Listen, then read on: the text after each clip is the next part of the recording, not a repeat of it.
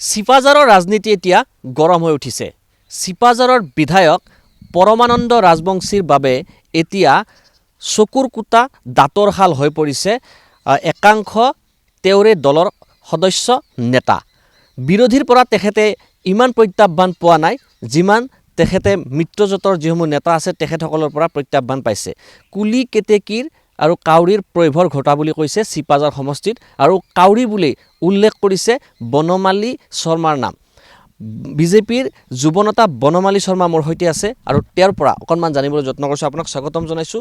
চিপাঝাৰৰ ৰাজনীতি এতিয়া গৰম আৰু আপোনাক চিনি নাপাওঁ বুলি কৈছে পৰমানন্দ ৰাজবংশীয়ে আৰু কৈছে যে আপোনাক কাউৰী আখ্যা দিছে এক প্ৰকাৰ। কি ক'ব প্ৰথম প্ৰতিক্ৰিয়া? নমস্কাৰ, মই প্ৰথমেই ND24ক ধন্যবাদ জ্ঞাপন কৰিম। তেখেতসকলে চিপাঝাৰ অঞ্চলবাসী ৰাইজৰ যিটো মনৰ কথা সেইটো উপস্থাপন কৰিবলৈ আগবাঢ়ি আহিছে আৰু প্ৰথমতেই মই চিপাঝাৰবাসী ৰাইজক কৃতজ্ঞতা ধন্যবাদ জ্ঞাপন কৰিম তেখেতসকলে মোক এই পৰ্যায়লৈ আগবঢ়াই দিয়াৰ বাবে। নিশ্চিতভাৱেই ডক্টৰ পৰমানন্দ ৰাজবংশী ডাঙৰীয়া মোৰ পিতৃসম বয়সৰ, সেই হেতুকে আমাৰ সংস্কাৰে শিকাইছে যে বয়োজ্যেষ্ঠ ব্যক্তিক সন্মান কৰিব লাগে আৰু আমাৰ শাস্ত্ৰও শিকাইছে বয়োজ্যেষ্ঠ ব্যক্তিক অপমান কৰিলে বা তুচ্ছ তাচ্ছিল্য কৰিলে শনিদেৱো অসন্তুষ্ট হয় আৰু সেই হেতুকে মই সেনেকুৱা তেখেত এজন জ্যেষ্ঠ ব্যক্তি হিচাপে মই সন্মান কৰিছোঁ। তেখেতে কি বিচাৰধাৰাৰে সেইটো কৈছিল তেখেতৰ বিচাৰ্যৰ বিষয়, কিন্তু যি কাউৰীৰ কথা কোৱা হৈছে নিশ্চিতভাৱে আমি সকলোৱে জানো আমাৰ হিন্দু শাস্ত্ৰই পঞ্চদেৱতাৰ কথা কৈ আহিছে। যেনেকৈ আমাৰ শ্ৰী বিষ্ণুৰ কথা কৈছে, ঠিক তেনেকৈ সূৰ্য নাৰায়ণৰ কথা কৈছে, ঠিক তেনে দুৰ্গা দেৱীৰ কথা কৈছে, শ্ৰী গণেশৰ কথা কৈছে, শিৱ শংকৰৰ কথা কৈছে। ঠিক তেনেকৈ আমাৰ পাঁচটা তত্ত্ব আছে আমি সকলোৱে জানো, আকাশ, বায়ু, অগ্নি, জল আৰু পৃথিৱী। ঠিক তেনেকৈ পক্ষী আছে। সেই পক্ষীৰে প্ৰথমটোৱে হৈছে কাউৰী। কাউৰী, শগুন, ফেঁচা, ময়ূৰ আৰু মুৰ্গী। আৰু এই কাউৰী যে হৈছে, এই কাউৰীক আমি একচুৱেলি প্ৰে কৰিব লাগে, প্ৰাৰ্থনা কৰিব লাগে। দাক্ষিণাত্যত সেইটো প্ৰভাৱ আছেই, কাৰণ কাউৰী হৈছে স্বয়ং শনিদেৱ মহাৰাজৰ বাহন আৰু শনিদেৱ মহাৰাজ হৈছে মোৰ কুণ্ডলিত। মই জ্যোতিষ শাস্ত্ৰৰ এজন জ্যোতিষ আচাৰ্য সন্মান ৰাইজৰ কৃপাত পঢ়ি কিনে লাভ কৰিবলৈ সক্ষম হৈছোঁ।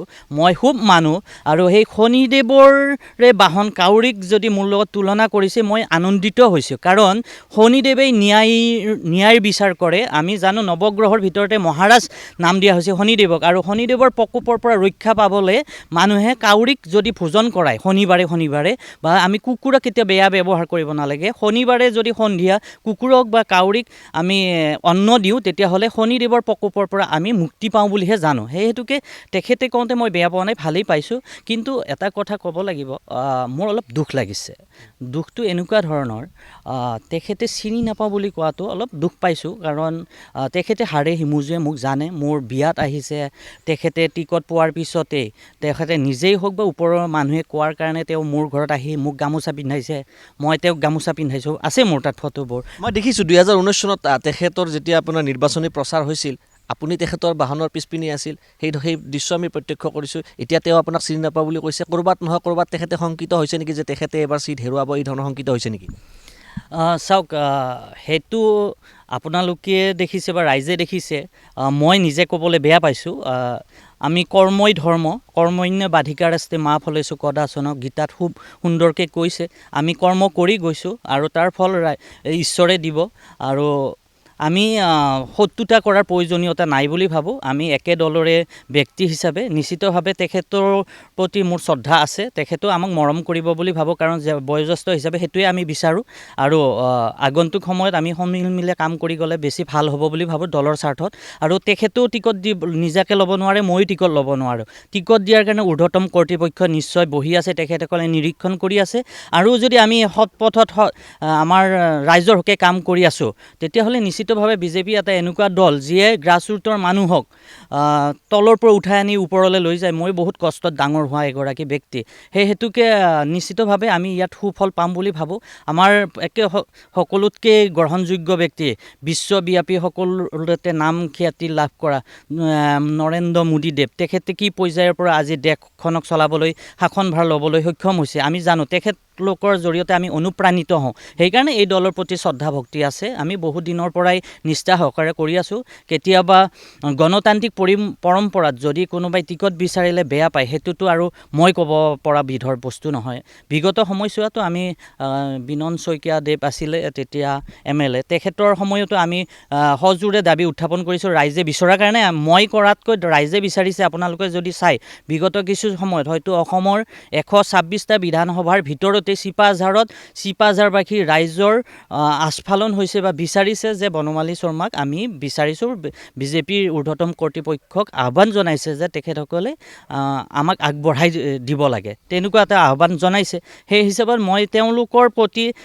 শিৰণত হৈ পেলাই আগবাঢ়িছোঁ আৰু এটা কথা দুখ লাগিছে মানে পৰমানন্দ ৰাজবংশীদেৱৰ একে অতি ঘনিষ্ঠ মানুহ যিয়ে তেওঁৰ কিছুদিন আগত এটা চিপাঝাৰ হায়াৰ ছেকেণ্ডেৰীত গৌৰীয়া পৰিষদৰ এটা অনুষ্ঠানত ফটো উঠিছিলে ডিপিও লগাই থৈছিলে কিন্তু তেওঁ দিয়া ভাষ্যটোৰ পৰা ইমান বেয়া পালে তেওঁৰ ডিপিয়ে ডিলিট কৰি দিলে বহুতে মোক ইমান বেছি প্ৰেছাৰ কৰিছে আপুনি কিয় মৌন হৈ আছে আপুনি মই যদি দেখাওঁ মোৰ এটা হোৱাটছএপ গ্ৰুপ আছে হায়েষ্ট এভাৰ হয়তো চিপাঝাৰ সমষ্টিত 120 জনৰ অধিক এটা হোৱাটছএপ গ্ৰুপ 124 জন থাকিব পাৰে 124 জনৰ চিপাঝাৰ সমষ্টিৰ একে লিডাৰশ্বিপ ল'ব পৰা গণ্যমান্য ব্যক্তিসকল আছে তেখেতসকলৰ পৰা অতি প্ৰেছাৰ মোলৈ আহিছে মই দেখাব পাৰোঁ যদি তেওঁলোকেও কৈছে আপুনি কিয় নিশ্চুপ আছে আমি সকলো যাম প্ৰয়োজন বোধে কিন্তু মই ভাবোঁ যে তেনেকুৱা অস্থিৰ পৰিৱেশ কৰাৰ প্ৰয়োজনীয়তা নাই সময়ৰ গতিত ৰাইজৰ কৃপাত আমি আগবাঢ়ি আছোঁ আৰু ঈশ্বৰে আমাক সেইটো মংগল কৰিব বুলি ভাবোঁ ৰাইজৰ সেৱাৰ বাবে আহিছোঁ ৰাইজৰ বাবে জীৱন উৎসৰ্গিত নিশ্চিতভাৱে আমি আগবাঢ়ি যাব পাৰিম ডক্টৰ হিমন্ত বিশ্ব শৰ্মা অসমৰ মুখ্যমন্ত্ৰী আৰু তেখেতৰ ঘনিষ্ঠ বুলি আপোনাক কোৱা হয় বা আমি শুনিছোঁ এতিয়া আমি দেখিছিলোঁ যে আপুনি আপোনাৰ পৰমানন্দ ৰাজবংশীৰ লগত বিগত নিৰ্বাচনত আপুনি ওতঃপ্ৰোতভাৱে জড়িত হৈছে এইবাৰ যিহেতু 26ৰ নিৰ্বাচন আহি আছে এই ক্ষেত্ৰত অসমৰ মুখ্যমন্ত্ৰীৰ লগত আপোনাৰ কিবা আলোচনা হৈছে নেকি চাওক ডক্টৰ হিমন্ত বিশ্ব শৰ্মা ডাঙৰীয়াৰ জনপ্ৰিয়তাই শিখৰ চুইছে আৰু তেখেতৰ নেতৃত্বত অসমখনে যিটো এটা মাত্ৰা পাইছে হয়তো আমি পূৰ্বতে সেনেকুৱা দেখা নাছিলোঁ আৰু তেখেতে বৰ্তমান দক্ষিণ পূব এছিয়াৰ দুৱাৰদলি হিচাপে অসমক লৈ যোৱাৰ যিটো মানসিকতা আপোনালোকে বিগত সময়ছোৱাটো দেখিছে তেখেতে যোৱাকালিও আকৌ ছিংগাপুৰ ভ্ৰমণলৈ গৈছে আমাৰ এডভান্টেজ আসাম 2.0 প্ৰচাৰৰ কাৰণে বিনিয়োগকাৰীসকলৰ আমন্ত্ৰণৰ বাবে এনেকুৱা এটা মুখ্যমন্ত্ৰীৰ কৰ্মদক্ষতা আমি নথৈ আপ্লুত হৈছোঁ আনন্দিত হৈছোঁ কৃতজ্ঞতা জনাইছোঁ আৰু তেখেতৰ দৰে এগৰাকী স্বনামধন্য ব্যক্তিৰ সান্নিধ্য লাভ কৰা মই তেখেতৰ শিষ্য হ'ব পৰাটো মই মানে সৌভাগ্যৰো বাহিৰত বুলি ক'ব খোজোঁ তেখেতৰ আশীৰ্বাদতে হয়তো মই এইখিনি পৰ্যায় ৰাজনৈতিকভাৱে এইখিনি পৰ্যায় পাইছোঁ আৰু অনাগত সময়ত তেখেতৰ হয়তো কৃপা নিশ্চয় আমাৰ ফালে থাকিব আৰু বৰ্তমানৰ কাম কাজৰ প্ৰতি তেখেতে নিশ্চয় দৃষ্টি ৰাখিছে আৰু তাৰ সুফল আমি পাম বুলি আশা কৰোঁ আচ্ছা জয়নাথ শৰ্মা ডক্টৰ জয়নাথ শৰ্মা আৰু আপোনাৰ বিনন্দ শইকীয়াকো আপোনাৰ এক প্ৰকাৰ সমালোচনা কৰিছে মাধৱ ৰাজবংশীয়ে এতিয়া এই যিহেতু মিত্ৰ দল আছে অগপৰ স্থিতি কেনেকুৱা দেখিছে বা অগপই যদিহে মই দেখিছোঁ যে আপুনিও আগবাঢ়ি আছে আপোনাৰ পৰমানন্দ ৰাজবংশীও আপোনাৰ আগবাঢ়ি আছে অগপৰ যিটো স্থিতি আছে এই স্থিতিটো কেনেকুৱা আছে চিপাঝাৰত চাওক ডক্টৰ জয়নাথ শৰ্মা ডাঙৰীয়া মোৰ শিক্ষাগুৰু যেনেকৈ ডক্টৰ হিমন্ত বিশ্ব শৰ্মা ডাঙৰীয়া মোৰ ৰাজনৈতিক গুৰু তেখেতসকলৰ আশীৰ্বাদ সদায় আমালৈ থাকিব তেখেতে ডক্টৰ জয়নাথ শৰ্মা ডাঙৰীয়া ইতিমধ্যে স্পষ্ট কৰিছে আমাক আশীৰ্বাদো প্ৰদান কৰিছে আৰু তেখেতে এটা কথাত দুখ পাইছে যে মানে আমি যিহেতু ৰাজনৈতিক ফিল্ডত যদিও ৰাইজে বিচাৰি আছে আজিলৈকে অধিষ্ঠিত হ'ব পৰা নাই সেইটো কাৰণে আমাক জবাবদিহি কৰিব পৰাকৈ মানুহ বিচৰাও নাই আমি কিন্তু আমাৰ দৰে যুৱ প্ৰজন্মক যদি ৰাইজে আগবঢ়াইছে নিশ্চয় কিবা এটা পৰিৱৰ্তন বিচাৰিছে আৰু অগপ আৰু বিজেপিৰ মিত্ৰতাতে যিহেতু আমাৰ চৰকাৰ গঠন হৈ আছে এইবোৰ বিষয়ত আমি কোৱাটো ধৃষ্টতা হ'ব আমি সেইটো ক'ব নিবিচাৰিম এইটো আমাৰ সন্মানীয় সভাপতি মোৰ অতি শ্ৰদ্ধাৰ অতি আপোন দিলীপ শইকীয়া মহোদয় আছে আমাৰ সন্মানীয় মুখ্যমন্ত্ৰী মহোদয় প্ৰমুখ্যে ঊৰ্ধ্বতম কৰ্তৃপক্ষ আছে তেখেতসকলে কেনেকৈ বিচাৰ কৰে কিন্তু আমাৰ কৰ্ম আমি কৰি যাব লাগে আমি খুব সুন্দৰভাৱে আমাৰ মাজত কোনো বৈষম্য নাই সুন্দৰভাৱে চলি আছে অগপ দলৰ কৰ্মীসকলৰ লগতো মোৰ অতি ভাল এটা সম্পৰ্ক আছে নিশ্চিতভাৱে আমি টিকট পালেও যদি আমি সেই পৰ্যায়লৈ যাওঁ তেতিয়াহ'লে তেখেতসকলৰ পূৰ্ণ সমৰ্থন থাকিব বুলি মই অন্তৰ আত্মাই কয়, মই বিশ্বাস কৰোঁ। আমি পৰমানন্দ ৰাজবংশীৰ এতিয়া স্থিতি কেনেকুৱা? প্ৰতিষ্ঠান বিৰোধী ঢৌ আছে নে তেখেতৰ সমৰ্থক বেছি আছে চিপাঝাৰ সমষ্টিত? আপুনি কি দেখিছে? বিজেপি যিহেতু আপুনিও এগৰাকী জ্যেষ্ঠ নেতা। চাওক, আমাৰ বিজেপি দলে যিখিনি কৰিব লাগে কৰি আছে।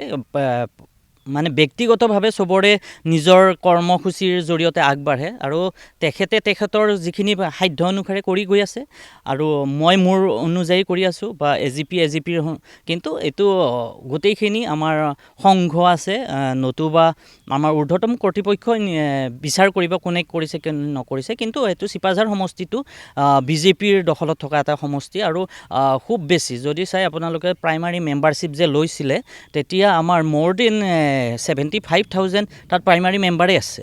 সেই হেতুকে চিপাঝাৰ সমষ্টিৰ বিজেপিৰ এটা শক্তিশালী স্থিতি থকা এটা সমষ্টি আমাৰ দৰং ডিষ্ট্ৰিক্টৰ 3টা সমষ্টিৰ ভিতৰতে। সেইটো কাৰণে বিজেপিয়ে ইয়াতে কোনো কাৰণতে আপোচ কৰিব বুলি মোৰ মনে নকয়, কিন্তু সেইটো ঊৰ্ধ্বতম কৰ্তৃপক্ষকে এৰিব খুজিছোঁ। মই 26ত কি দেখিছে? আপোনাক যদি টিকট দিয়ে আপুনি খেলিবনে নাই? তেনেকুৱা এটা কাৰণতে হয়তো আগবাঢ়ি থকা গৈছে। ৰাইজে বিচাৰিছে, মোৰ ব্যক্তিগত স্বাৰ্থতকৈ ৰাইজৰ স্বাৰ্থ বহু পৰিমাণে ইয়াতে জড়িত আছে। যিহেতু আপোনালোকে যদি চাই চিপাঝাৰ সমষ্টিৰ চুকে কোণে আমাৰ বৰ্তমান আৰু 4টা পঞ্চায়ত যোগ হৈছে চিপাঝাৰ সমষ্টিত। আমাৰ নামখলা পঞ্চায়ত, ফুৰাৰগড় পঞ্চায়ত, টেঙাবাৰী পঞ্চায়ত আৰু লখিমপুৰ পঞ্চায়ত। সেইবোৰ এৰিয়াতো মানুহবোৰে মোক যথেষ্ট পৰিমাণে মৰম উৎসাহ দিছে। নিশ্চিতভাৱে আমি এক অভিলেখ কৰিবলৈ আগবাঢ়ি আছোঁ আৰু নিশ্চিতভাৱে আমি ইয়াতে ভাল এটা ফল দেখুৱাবলৈ সক্ষম হ'ম। নিৰ্বাচন খেলিবলৈ আপুনি সাজু? সাজু, 100% সাজু। এয়া আছিলে আমাৰ লগত দেখিবলৈ পাইছে যুৱ নেতা বনমালী শৰ্মা, আৰু তেখেতে কিছুমান স্পষ্ট কথা কৈছে। আৰু পৰমানন্দ ৰাজবংশীয়ে তেখেতৰ ৰাজনৈতিক ভৱিষ্যতৰ বাবে এক প্ৰকাৰ শংকিত হৈ পেলাই বনমালী শৰ্মাৰ নাম উল্লেখ কৰিছে নেকি, সেই লৈ পেলাই প্ৰশ্ন হৈছে। বনমালী শৰ্মাৰ পৰা আমি জানিবলৈ যত্ন কৰিছোঁ আৰু তেখেতে কেইবাটাও গুৰুত্বপূৰ্ণ প্ৰশ্নৰ উত্তৰ আমাক দিছে।